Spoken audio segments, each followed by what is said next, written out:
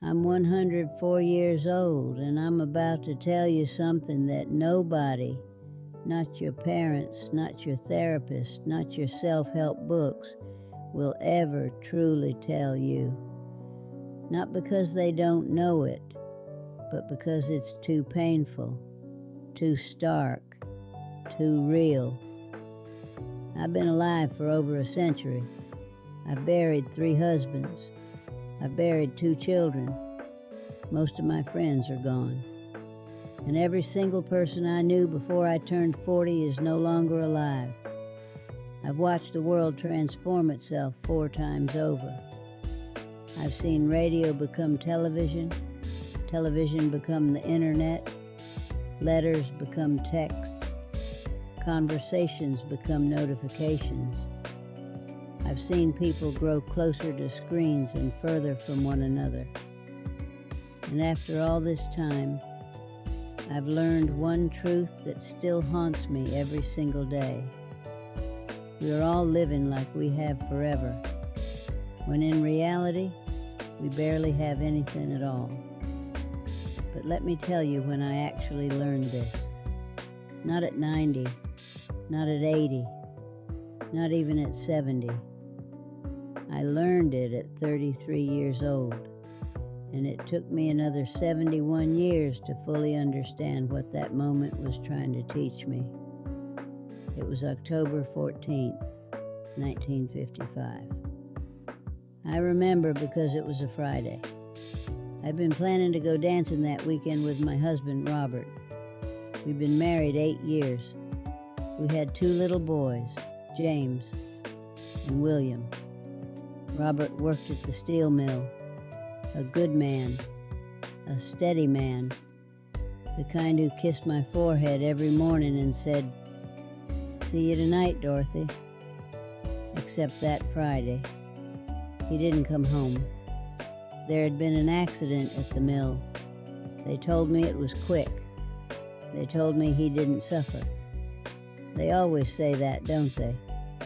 What they don't tell you, what nobody ever tells you, is that when someone dies suddenly, they take all your unsaid words with them. Every "I love you" you didn't say. Every apology you put off. Every conversation you thought you'd have later. Every moment you were too tired, too busy, or too distracted to just be present. That night, I sat alone at our kitchen table, staring at an empty chair, and I made a promise to myself. I promised I would never waste another day. I promised I would live intentionally, love openly, and never postpone joy again. And you know what? I broke that promise almost immediately. I hugged my boys more. I said, "I love you" more often. I paid attention for a while. But then life happened, didn't it? I remarried. I got busy with work. The boys grew up. Bills needed paying. Responsibilities multiplied. And I told myself I was fine, that I had learned my lesson. But I hadn't. Not really. Because here's what I didn't understand at 33. What took me another 7 decades to fully grasp. It's not enough to survive tragedy and think you've changed.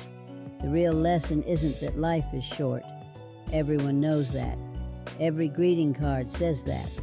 The real lesson is this: you will forget. I married again in 1958. Charles, a sweet, patient man. We had 42 years together before his heart gave out. And do you know what my biggest regret is? Not the fights, not the money troubles, not the hard seasons. My biggest regret is the ordinary Tuesday nights I spent folding laundry instead of sitting with him. All the times I said, "Not now, I'm busy," when he wanted to go for a walk. Moments I treated like they were guaranteed. At my age, you don't lose people once. You lose them over and over again in your memory. Every remembered moment brings another regret, another conversation you half heard, another hug you rushed. My son William died in 1987. He was 45 years old. Cancer, I was 65. I sat by his hospital bed holding his hand when he said, "Mom, I'm sorry I didn't call more." And I lied. I told him we had enough time. We didn't. My third husband, Frank, died 2 years ago at 98. Even after everything I'd learned, I still scrolled my phone while he talked. I still thought, I'll listen tomorrow. There wasn't always tomorrow.